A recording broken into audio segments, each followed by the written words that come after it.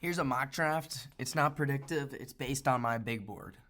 Number 1, you got Cooper Flagg to New Orleans. No brainer. He's going to be nuts. I mean, his NBA comparison is just Cooper Flagg. I mean, the guy is insane. He's already competed against high-level NBA players, and he's going to be that guy.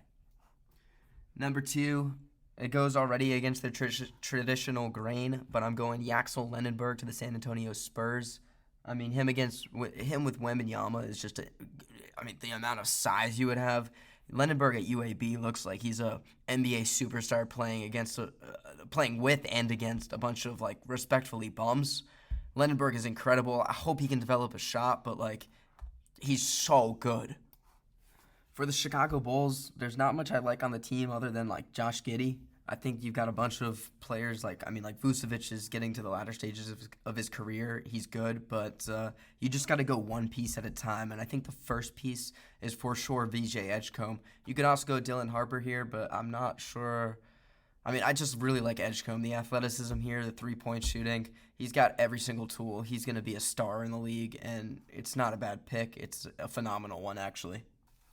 So the Nets have 4, just take the best overall player, and I think there's 4 superstars in this class. It's the first 3 that we named, and then Dylan Harper is the 4th one.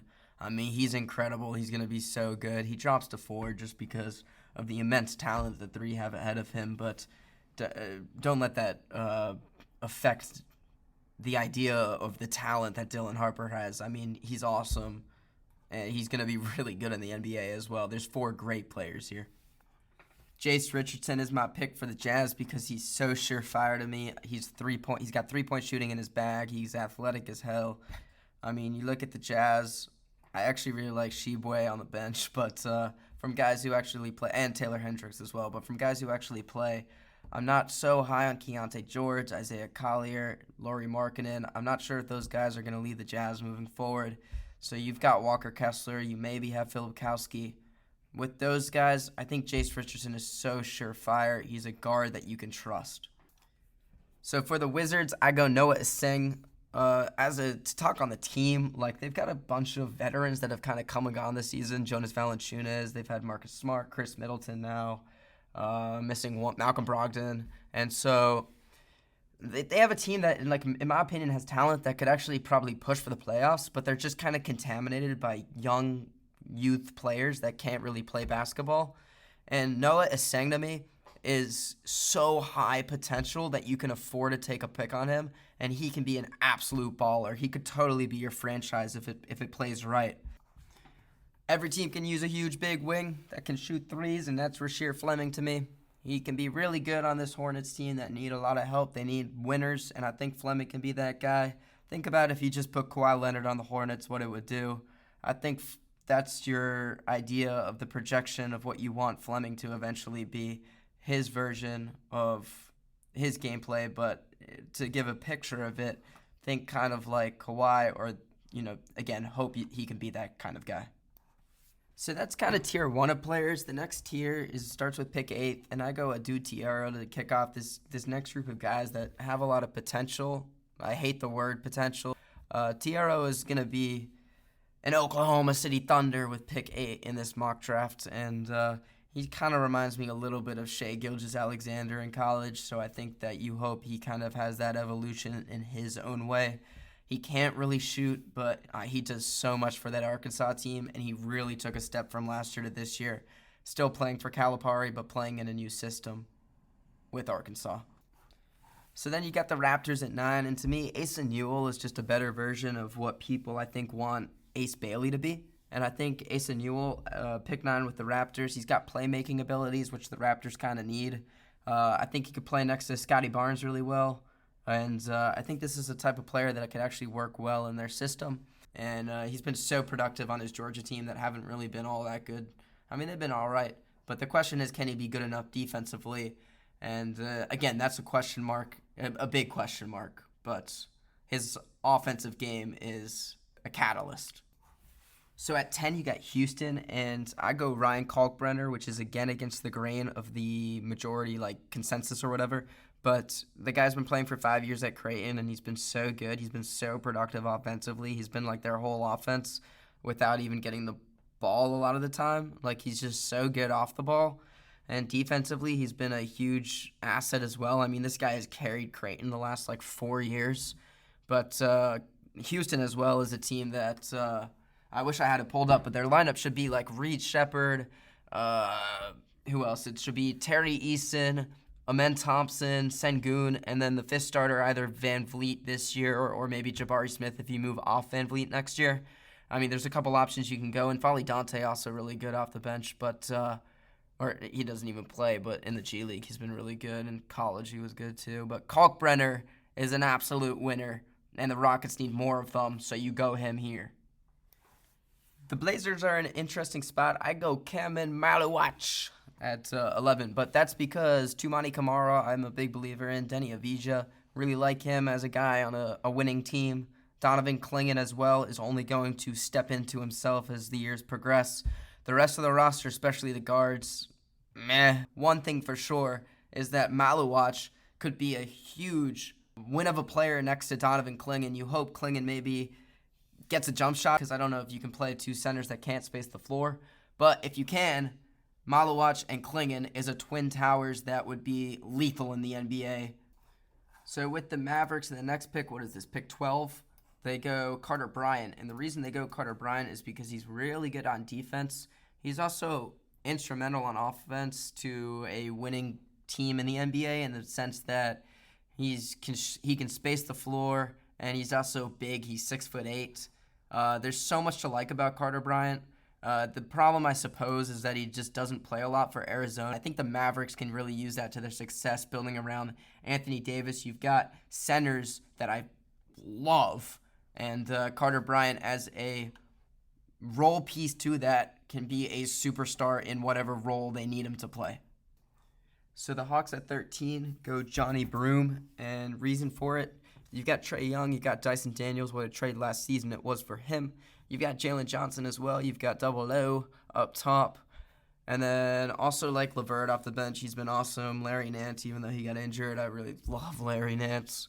But that fifth spot is open for a starter, and I think that you could just throw Johni Broome right next to Onyeka Okongwu. You got to move off Clint Capella, and you need a proven winner. Broome is a proven winner. He's won at Auburn. He was the best player in college basketball this season. Winners translate, man, from one level to the next level. Winners find a way to win. And although there's a lot to hate on Broome, it's kind of is he just undervalued, man? Is he just a little undersized, a little undervalued? So Ace Bailey is at 14. This pick really worries me, man. And I think San Antonio will afford to go him. I'm only willing to take him here because of the fact they've already got a surefire guy earlier in Yaxel Lendeborg. Most people would just switch the two picks.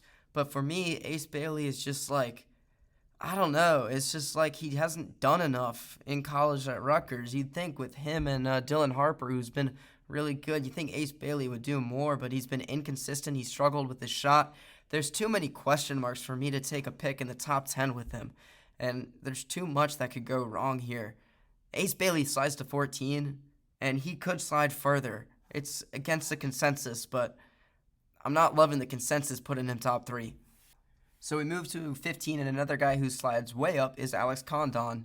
And for me, I mean, you just get a winner. You get the best player on that Florida team. I mean, I like Haw as well, but he's not declaring for the draft. I like Clayton as well. You'll see him at some point in this video. I think Oklahoma City just have so many good players, and it's at some point it's just too many players. This team could win 70 games next year.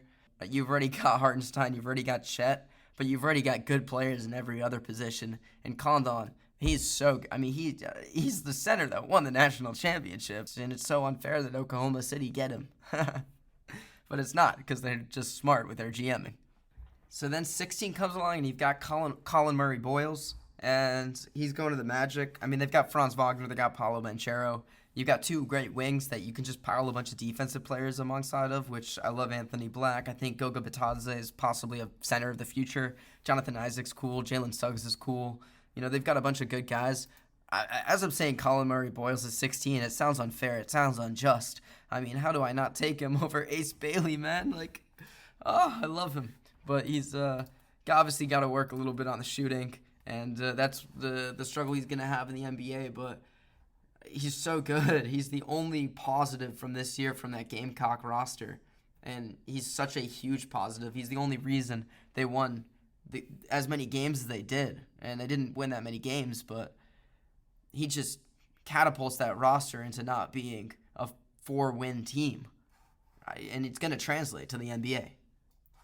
Miles Byrd goes at 17, and that's another guy who, I'm so high on Miles Byrd at the Timberwolves taking him here. It seems like a replacement in the starting lineup, potentially, eventually, for Nickeil Alexander-Walker or Mike Conley. He's such a smart player, and to me, he's a better shooter than his stats show.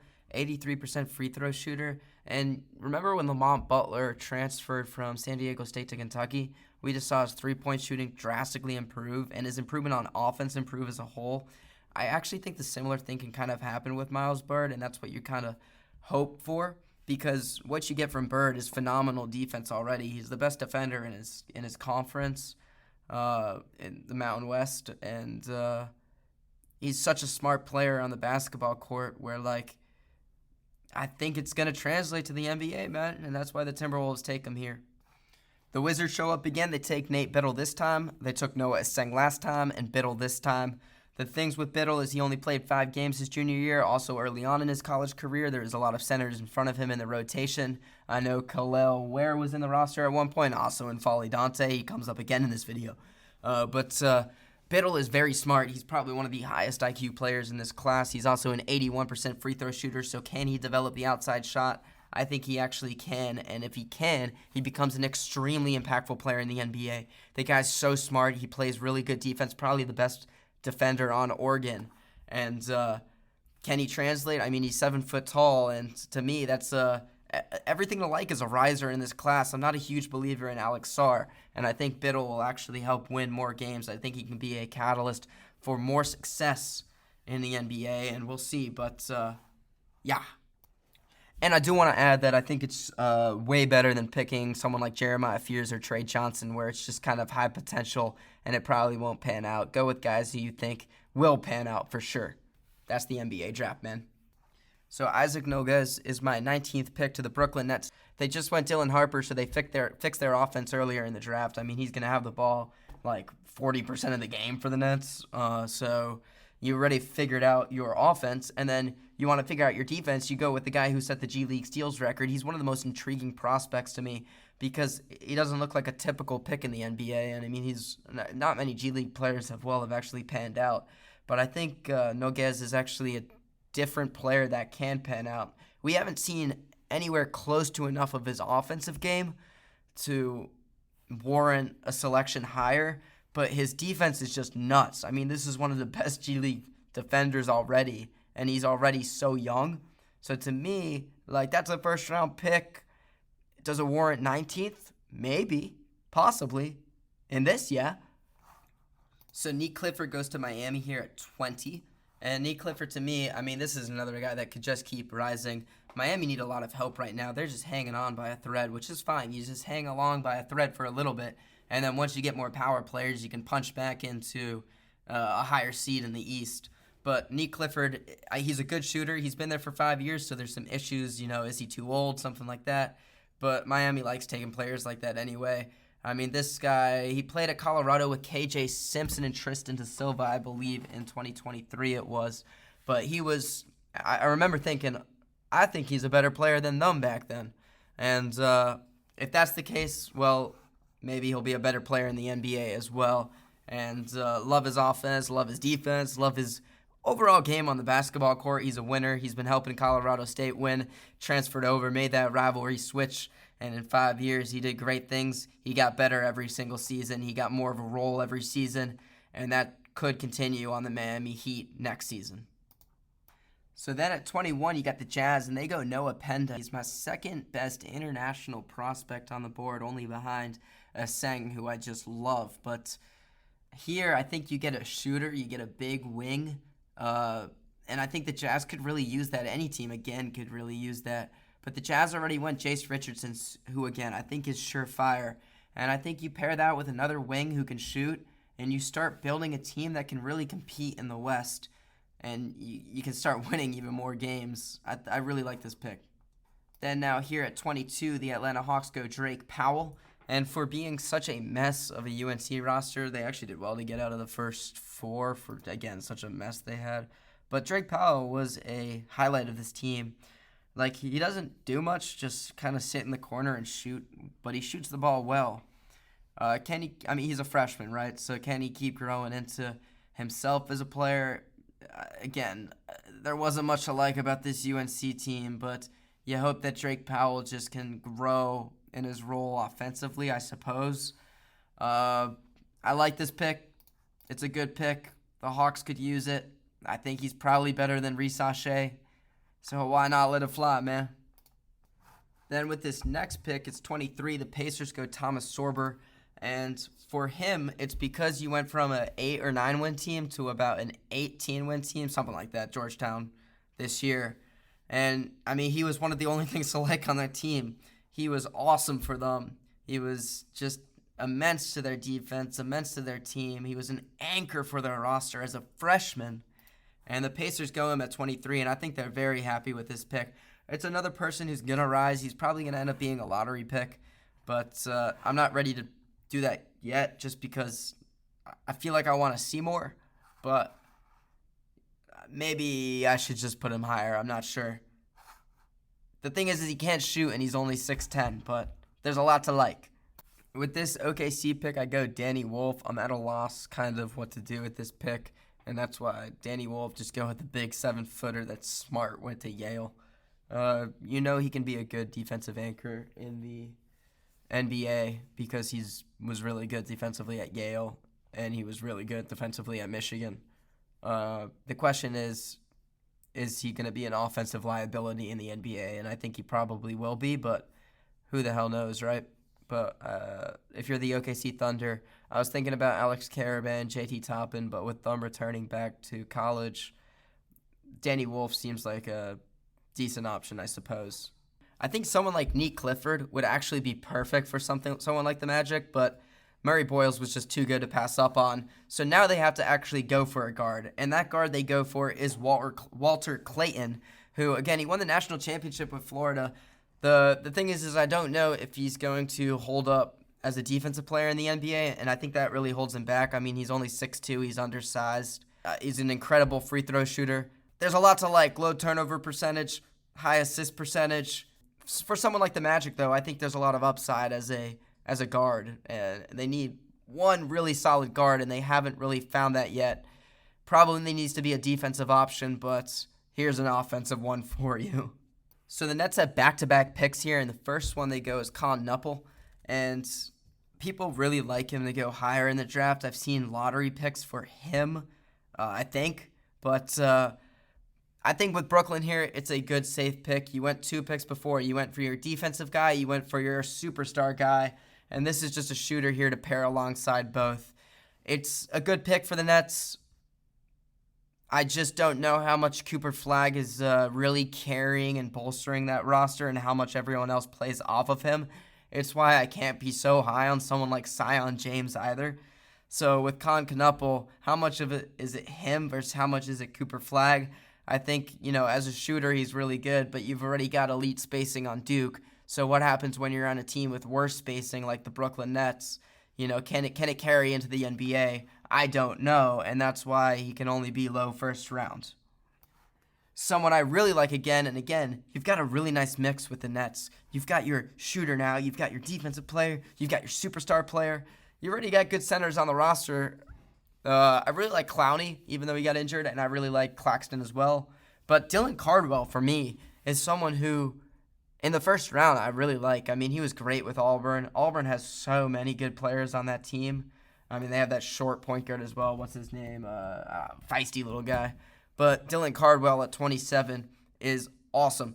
One of the better defensive players in the country. And even though he was a backup, there's still so much talent here for me to warrant the pick with Brooklyn. And I think that's a guy who can step in right away and actually contribute. And these 4 first-round picks that Brooklyn have can potentially catapult them into something so much more next year. It still probably is a building year, but it's really encouraging over there, and a lot more encouraging than it could have been after their roster was left in dismay after all those stars left. Again, at this lower end of the first round, there's not much that I love, but I think you got to specialize with players that, have a skill, and that skill for me especially is just that shooting. Like, Koby Brea is the 35th ranked player that I have in the class. Could potentially be lower because he's terrible defensively. I mean, he was not good at Dayton. He was not good at Kentucky. But what he can do is he's the best shooter in this draft class, and that's why he's a first-round pick. The Boston Celtics go with him here because he can play alongside. He can play off of everyone.